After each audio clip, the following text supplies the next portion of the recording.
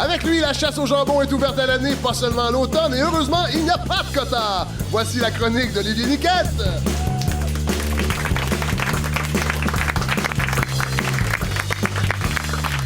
Fait que mardi, j'ai pris ça un petit peu plus relax, me suis fait un petit popcorn, puis j'ai regardé la vidéo d'Éric Duhaime qui, sur Sun News, s'inquiétait pour les familles des militaires ridiculisés par le groupe Manu Militari. They're even showing murders of Canadian soldiers. I mean, it goes very, very, very far. And I'm sure that those families don't find it very funny and don't think that they should dance on that rap music at all. So, and they shouldn't certainly not fund it. Or, Simon Jaudoin du Journal Voir, ou de ce qui en reste, nous rappelait que le même Duhaime avait été le plus ardent défenseur de la diffusion des images du meurtre de Lin Jun, décapité par un Luca Rocco Magnotta, qui est allé lui aussi very, very, very, very far, comme on dit. Il faut se garder une pudeur pour les familles des victimes. Cela étant dit, l'étudiant chinois qui a été victime de ce crime-là, sa famille, il n'y a pas de famille ici, là.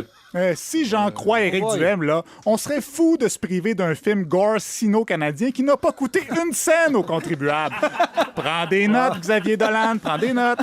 Ben, la semaine a commencé avec le dévoilement d'un grand complot communiste autour d'une pétition pour le retour de la station Planet Jazz disparue suite à l'arrivée de Radio X Montréal. L'initiateur de la dite pétition, M. Laplante, se dit pourtant tellement à droite qu'il allume son barbecue avec des carrés rouges.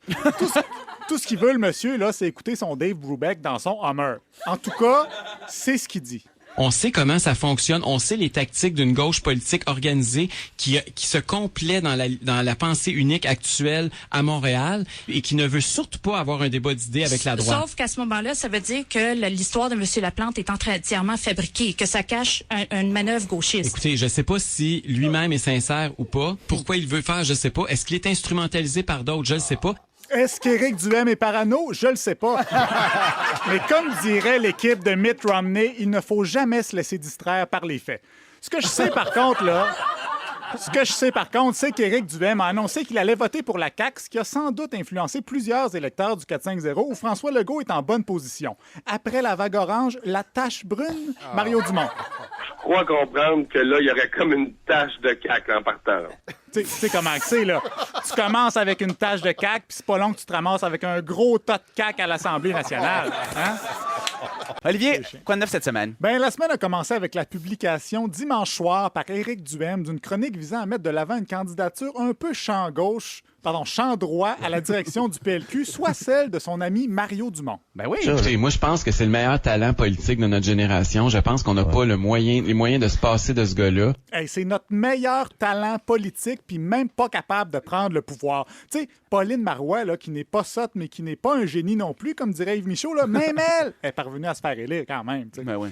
Et le Parti libéral du Canada n'est pas loin de la mort posthume, comme en témoigne le dernier grand sondage pan-canadien montrant la chaude lutte que se livrent conservateurs et néo-démocrates au sommet. Des résultats surprenants, sauf pour les auditeurs d'Éric Duhaime.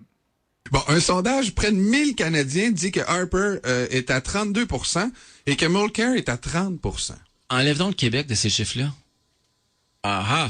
Ouais. Quand t'enlèves le quart des appuis à Mulcair puis t'en rajoutes une coupe de points à Harper, ça devient du 2 pour 1. Fait que vous voyez comment les chiffres des sondages actuellement sont trompeurs. C'est vrai que les chiffres sont trompeurs. D'ailleurs, là, si on enlève les chasseurs d'orignaux, les chauffeurs de skidoo, puis si on déménage Edmonton au Guatemala, ben on constate que le NPD est aux portes du pouvoir. Hein? Côté fait divers, un Abitibien est décédé cette semaine d'une crise cardiaque lors de son transport vers l'hôpital dans la boîte d'un pick-up parce qu'aucune des ambulances du coin n'était disponible. Éric Duhaime a une solution à ce type de problème. Tant et aussi longtemps qu'on ne va pas permettre aux patients d'investir leur argent puis qu'on va pas laisser la concurrence puis les lois du marché opérer dans ce secteur-là, on n'aura jamais le système utopique promis par les étatistes depuis trop longtemps au Québec. Là. Ça fait 50 ans qu'on essaye, il n'y a rien qui marche. Le monde meurt dans des pick-up à se faire transporter à un hôpital. On se rappelle aussi qu'il y a 50 ans, les gens mouraient parce qu'ils n'étaient pas capables de se payer des soins de santé. Oui, j'en connais à qui c'est arrivé, Sylvie et aussi Aline et Sonia, pour ne pas les nommer. Mardi était déposé le budget du gouvernement de la CAQ, du PLQ, en tout cas, du PQ, je pense. Même affaire. Un budget que bien des commentateurs détestaient avant de l'avoir vu et détestaient après l'avoir vu. C'est le cas d'Éric Duhem qui nous a expliqué que le budget avait pour unique but de plaire à la base péquiste, et je vais le paraphraser là, à la base de BS péquiste. 36% du monde au Québec ne paye pas d'impôts. Et comme par hasard, le PQ a été élu avec un peu moins de 32% du vote. Ah, 1+1. Tant qu'à faire dans la statistique fiction, j'ajouterais que 1% des Montréalais confondent leur toaster avec leur radio et comme par hasard, les parts de marché de l'émission de Duhem sont d'environ 1%. Je dis ça comme ça. On se rappelle que ce gars-là a été stratège pour l'ADQ quand même et ce n'est sans doute pas étranger au fait que l'ADQ fait maintenant de la télé plutôt que de la politique. Un projet de loi pour améliorer la transparence des organisations syndicales. Demandons d'ailleurs à celui qui a remporté cette semaine le prestigieux prix d'éducation économique de l'Institut économique de Montréal, Éric Duhem, de nous faire un portrait du syndicalisme moderne. Éduque-nous, Éric. Oui. Malheureusement, c'est des parrains de la gauche. Ce ne sont plus des organisations ouvrières. Ils sont plus là pour défendre les pauvres et l'orphelin. Ils sont là pour s'engraisser, pour être dans toutes sortes de magouilles, se cacher, puis être antidémocratique, puis brimer vos libertés. C'est devenu ça, malheureusement, les organisations syndicales dans le Québec de 2012. Ben là, ils vulgarisent pas si bien que ça. Là. Syndicat égale Satan, ça aurait été bien plus clair. Fred, notre prochain chroniqueur. Il a passé l'année 2012 à nous offrir les meilleurs extraits d'une certaine radio québécoise au prix de longues heures d'écoute qui ont, heureusement, n'ont pas entamé ses facultés intellectuelles. Voici la chronique d'Olivier Niquette.